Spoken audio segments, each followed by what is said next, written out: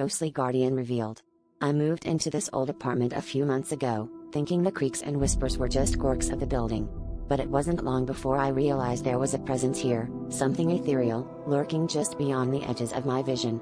At first, I thought it was trying to scare me, with objects moving on their own and cold breezes brushing my skin in the dead of night.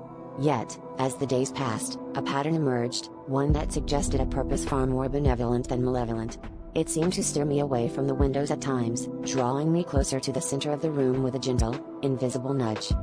As I settled into my new life, I started noticing the neighborhood wasn't as peaceful as it seemed. Strange figures loitered outside, their faces obscured by shadows even in daylight. One night, I heard screams echoing from the street, and the ghost's presence became more insistent, urging me to stay inside. It was as if it knew something I didn't, something lurking just out of sight.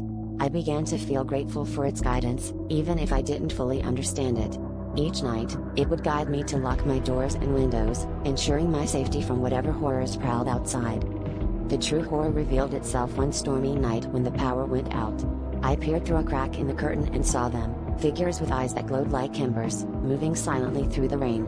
My heart pounded as I realized they were not human, their movements too fluid, too unnatural. The ghost was suddenly beside me, its cold touch a stark contrast to the hot breath of terror on my neck.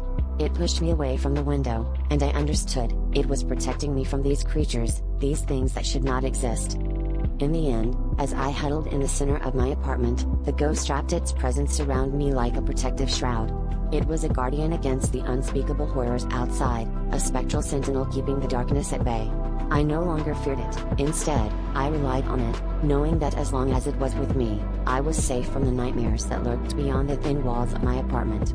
The revelation was chilling yet comforting, for while the ghost might have once seemed a harbinger of doom, it was, in truth, my savior in a world where the real terror lay just outside my door.